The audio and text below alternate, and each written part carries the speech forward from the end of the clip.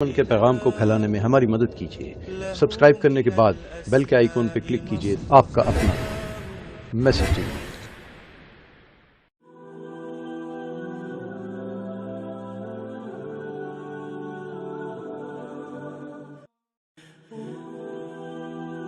پاکستان کے صوبہ پنجاب کے شہر لاہور سے 40 کلومیٹر پر واقع ایک چھوٹا سا قصبہ رائے ونڈ دنیا بھر میں تبلیغی اجتماع کی وجہ سے معروف ہے۔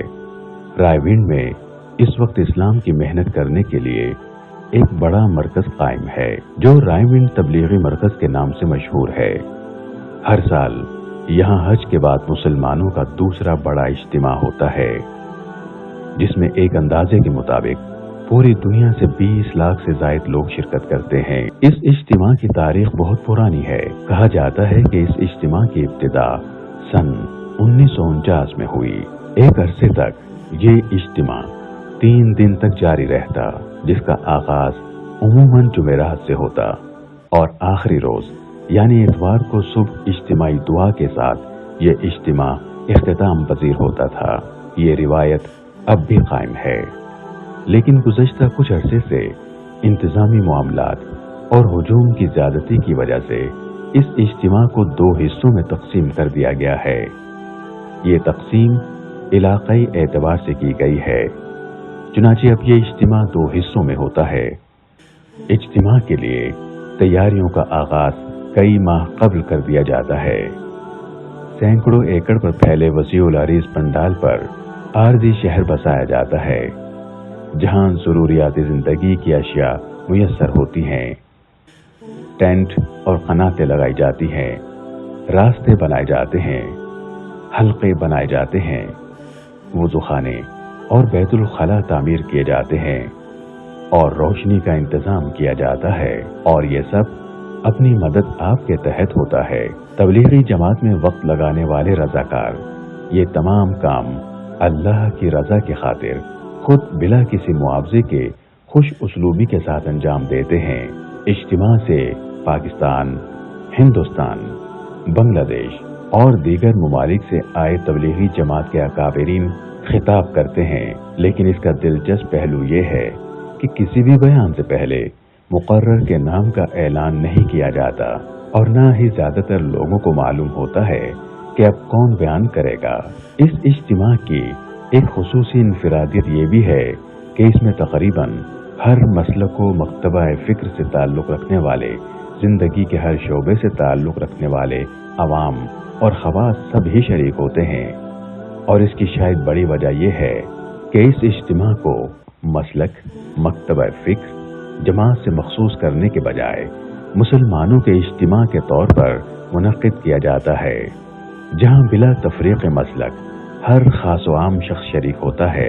اجتماع کے بیانات کسی بھی طرح کی فرقہ واریت سے پاک ہوتے ہیں، جن میں لوگوں کو صرف اللہ اور اس کے رسول صلی اللہ علیہ وسلم کی جانب بلایا جاتا ہے۔ یہ محنت ایسا بننے کی ہے، ایسا بننے کے لیے مسلمان کو اجتماعی طور پر، امت کو اجتماعی طور پر اپنے فرض منصبی کی طرف جانا پڑے گا۔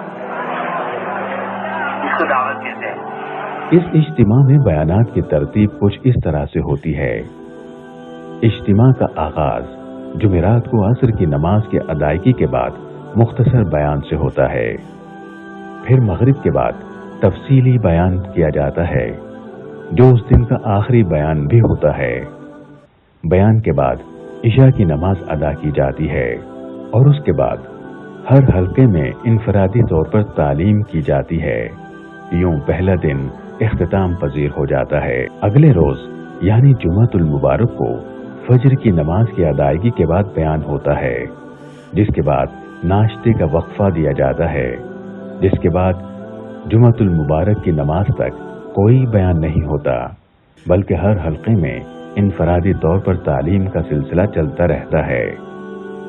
جمعے کی نماز کے بعد بیان کا سلسلہ شروع ہوتا ہے جو عصر اور مغرب کے بیان پر اختتام پذیر ہوتا ہے، اور اسی طرح اگلے روز یعنی ہفتے کے دن بھی یہی ترتیب رہتی ہے، اور اجتماع کے آخری دن یعنی اتوار کو فجر کی نماز کے بعد ہدایات دی جاتی ہیں۔ تو مشورے کے بعد اس سارے ساتھیوں کو بستی میں پھیلا دیا جائے.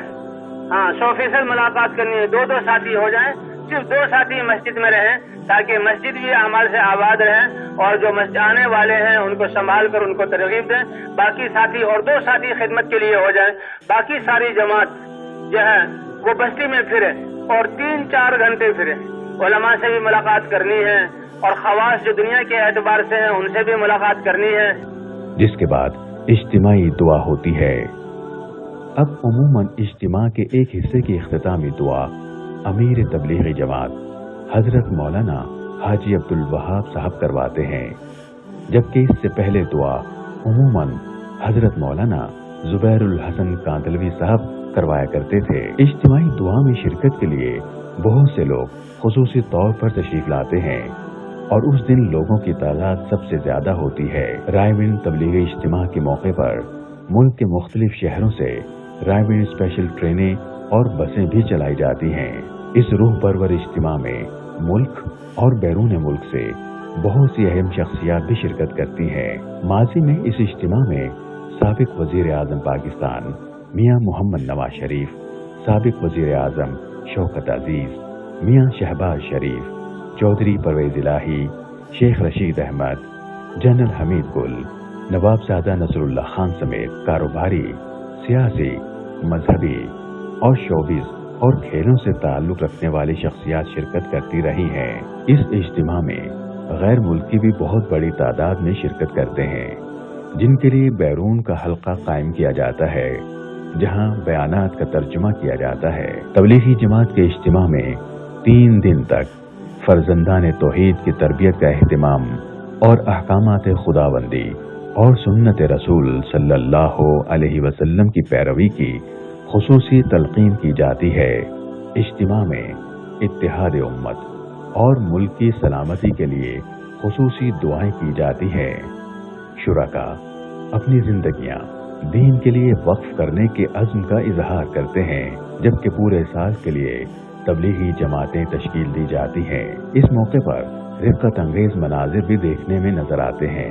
شرکا رب ذوالجلال سے اپنے گناہوں کی معافی طلب کرتے ہیں. یا اللہ ہمارے گناہوں کو معاف فرما، ہمیں جو کام عطا فرمایا، جس کام کو ہماری زندگی کے مقصد بنایا، اس زندگی کے مقصد بنانے میں، اس زندگی کو اپنی زندگی کا کام بنانے میں، اس زندگی کی اپنے جان اور مال کو کھپانے میں بالخصوص ہم سے جو کوتاہی ہوگی اپنے کرم ہماری کوتاہیوں کو معاف فرما.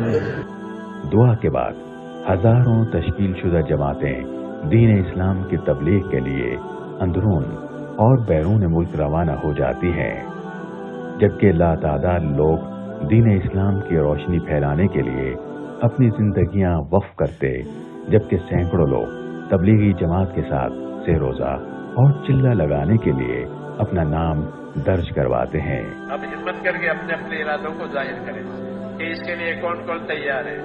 اپنی صلاحیتوں کو دین پر لگانا اور اللہ سے انعام اور اکرام لینا، دنیا کی برکتیں آخرت کے بدلے.